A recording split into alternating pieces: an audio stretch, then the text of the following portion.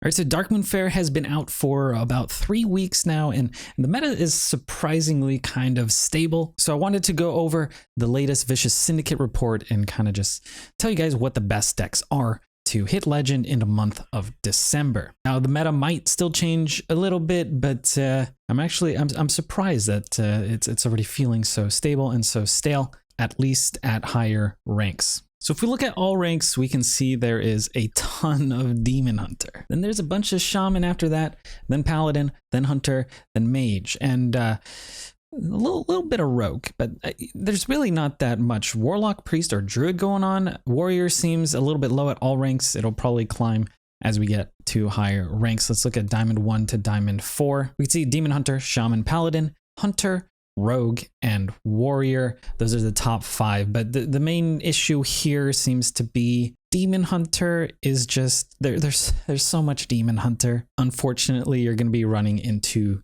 the same decks over and over, and more so the same class over and over, which is Demon Hunter. If we look at Legend, again, Demon Hunter, then Shaman, then Paladin, then Warrior, and if we look at top 1K Legend, it's just Demon Hunter and Warrior. So I'm sure you guys all feel it. It feels like every match is against a Demon Hunter. If it's not, you have a good time. If it's against Demon Hunter, you don't really have the good time, unfortunately.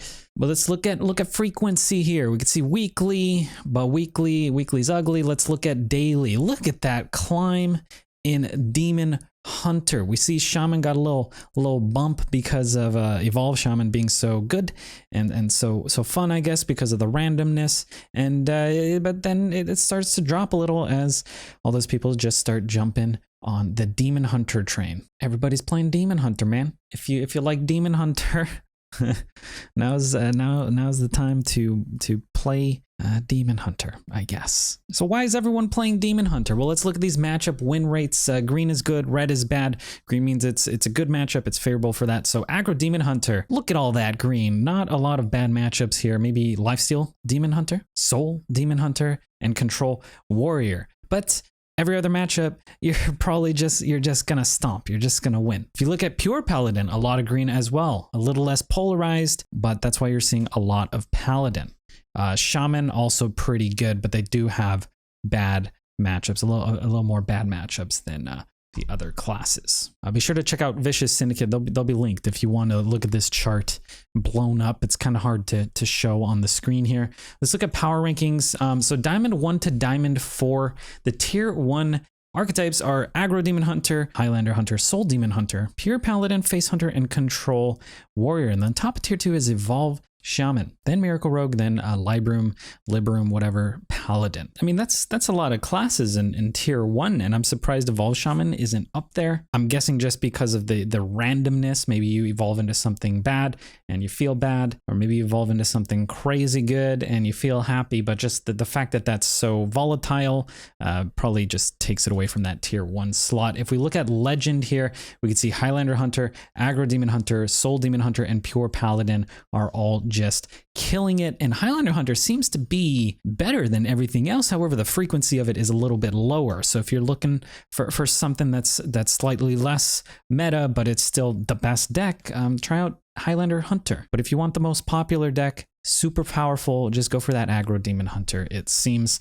top 1K Legend, Highlander Hunter still in that number 1 spot. Then we got Soul Demon Hunter, Control Warrior, Pure Paladin, and Aggro Demon Hunter. Now, Control Warrior less prominent at lower ranks because 1, it's really hard to play, and 2, you see more Demon Hunters the higher rank you get, and Demon Hunter is a favorable matchup for the Control ETC Warrior. So if you like ETC Warrior, you're seeing a lot of Demon Hunters, play ETC Warrior. So the higher rank you get, the better it does. Might not do too good at low ranks if people are messing around with different decks that aren't Demon Hunter. But it seems like Demon Hunter is kind of everywhere right now.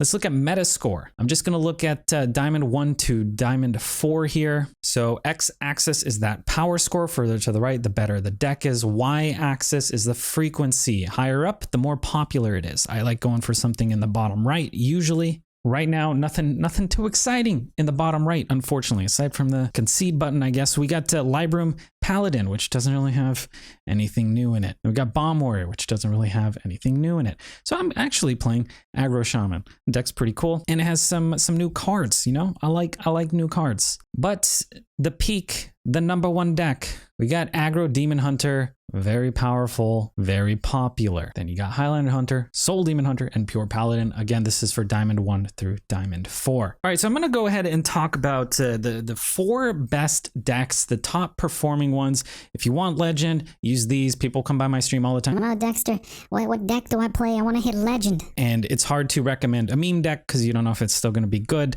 And a lot of people can't hit Legend with meme decks. So I usually recommend a good deck, a good budget deck. And the best good budget deck is, unfortunately, Aggro Demon Hunter. But before I jump into that, if you want meme decks, just look at my YouTube. I generally play off meta things. I don't usually play meta decks. And I'll probably make a YouTube video covering the top meme decks, because I play a lot of memes. Again, I can kind of feel which ones are the top performers for me, and then I might make a video like the top 4 meme decks or something for December. But for right now, Aggro Demon Hunter, #1 deck here. Now it is evolving. There was a more budget version of this, which I have a video on budget Aggro Demon Hunter. That deck is still good. This one does have Polkelt, which is a legendary.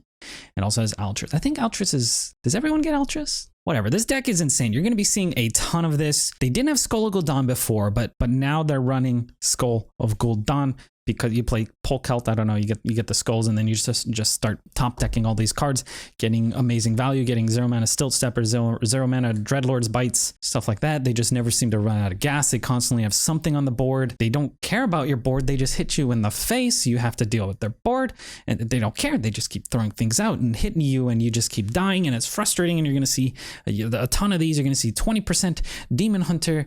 Yeah, I think this is everyone. I think this deck might be a common enemy. A lot of people seem to be complaining about it. I do think they need to nerf Demon Hunter. Somehow it kind of suppresses the development of fun, slower, control-y decks, because you're not going to live past turn 7, turn 8, because you're just going to die. You can't play all the old gods. You can't play Cthulhu and Yasiraj. I think I've seen one Cthulhu played, and I think that was my own Cthulhu in 200, 300 games that I've played so far, maybe 400 games this expansion. Like the whole point of the expansion was to get these old gods, these cards that everyone loves, and play them, and hopefully be a slow, controlling meta. And here we are, Aggro Demon Hunter. This is all you're gonna see. Nonetheless, I think if enough people play this, then they're gonna have to nerf it, right? So if your budget, play this. They might nerf it. That'll kind of suck, I guess, but it's not too expensive. If you do end up crafting Polkelt seems to be a staple in the meta, and he probably will continue to be until he rotates out. He just makes everything a bit more consistent, and that's good. You want consistency in your deck if possible. So yeah, play Summon on 1 here, play Summon on 2, play Summon on 3. It's Curve Stone. You dump all your cards. Oh no, you have no cards. Doesn't matter. You play Voracious Reader. You draw more cards. You get rid of all those cards. You use Skull to draw more cards. You use Stilt Stepper, crazy damage. Dreadlord's Bite, crazy damage. Twin Slice, crazy damage. And you just, the deck, it seems to almost play itself. So Aggro Demon Hunter actually has a bad matchup against Soul Demon Hunter. So Soul Demon Hunter, very similar to the Soul Demon Hunter of the past, but we got Il'gynoth now, and we got Relentless Pursuit, which is kind of just an extra Twin Slice, second slice that costs 1 more mana and gives immunity. And Il'gynoth, of course, comboed with the Eldrachi Warblades. You juice up that lifesteal weapon, maybe get it up to 10. You slap your opponent, does 10 damage. Instead of healing you 10, it does an additional 10 to their face. And you've probably already chipped them down a little bit by that point. So you're just gonna kill them. The deck draws very consistently. We got the Panther in there, the Chaos Strike, the Skulls of Gul'dan, Bladed Lady ends up being super discounted. Such a good card. And yeah, you just keep punching. So if you like Soul Demon Hunter, this is a good alternative to the Aggro Demon Hunter and does well against most of the meta. and tends to beat Aggro Demon Hunter on top of that. You're probably seeing a ton of this. If you're wondering what it does, or if you're wondering what it is, this is it. They got board clears with Blade Dance, which I think needs a little bit of a nerf. They got silence with Consume Magic. They can go through your taunts. They can heal up. They can draw. They're super consistent. Why are they good at everything? I don't know. Hopefully they nerf it a bit. All right, next up we got the ETC Control Warrior. Now this deck is probably going to be piloted incorrectly by most people. If you like a challenge, pick it up. If you don't like a little brain tickler, maybe play a different deck like Aggro Demon Hunter. But what do you do here? You use ETC, right? You can ETC, you hit him with the Pen Flinger, you can use Bloodsworn Mercenary to make another ETC, another Bloodsworn to make another ETC, and then you can give them all rush with your Broomstick. So then you do, you rush in with your Pen Flinger, boom, 6 damage to your opponent's face, rush in with your Broomstick, another 6, rush in with a Bloodsworn, 6, another Bloodsworn, 6, another ETC, 6, that one dies maybe, and then your other ETC does 4, and then 2. And generally that's enough to kill somebody. Now you're thinking, oh no, I need to rush my minions into something. What if they don't have something that I can rush my minions into? Well, that's why they have Rattlegore. So they play Rattlegore. He screams his own name. You can't deal with Rattlegore. They duplicate the Rattlegore. They make more Rattlegores. So you're going to die to Rattlegore or you're going to die to the ETC combo. Other than that, you have a lot of sustainability. You got the Armorsmith Skipper for a ton of armor. You got the Bulwark to negate those attacks. You got Shield Block. Sword Eater, such a good card. Sword Eater, my goodness, gives you a weapon, gives you that taunt. And yeah, somehow this deck just pulls together, man. Every time it just pulls together somehow. Crazy cycle as well with the Battle Rage. And yeah, a real fun deck. If you enjoy challenge, I definitely recommend this. But if you're losing with it a lot, probably not the deck's fault. Okay, it's hard to pilot. Stick with it, learn how to play it, and you'll probably have a good time. All right, so the last deck I'm going to cover here is Pure Paladin. This is Libram Pure Paladin. And well, it has some new cards. It's got Yrel and it's got a Hammer of the Naru, and that's it. That's it. 2 new cards. I haven't played this one because it does only have 2 new cards. I'm trying to play the newer decks right now, but this deck is killing it. It's doing great.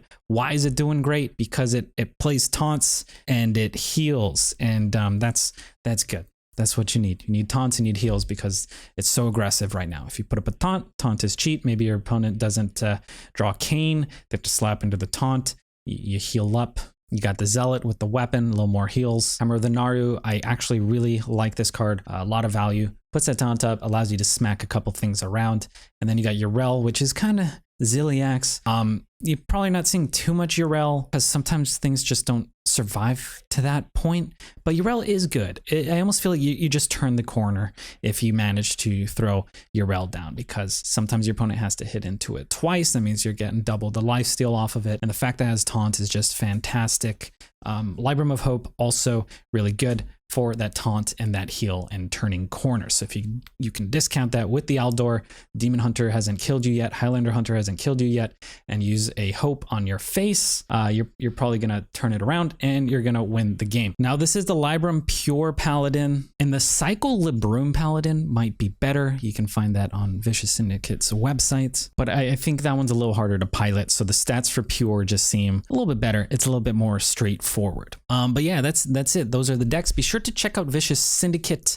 Their full report goes into great detail. Always a fantastic read. Comes out every Thursday usually. Sometimes they'll skip if there's like a new patch or something, but yeah, check them out. They also do podcasts, which is fantastic. And yeah, if you're not subbed, absolutely free. So this many of you are subbed and this many of you are not subbed, again, free. You can always unsubscribe at a later time, but it really does help me out. Also, hitting the like button is also free on every video, and it definitely it helps me so other people can be exposed to my content. But yeah, I do stream on Twitch if you want to stop by. I hope you guys enjoyed.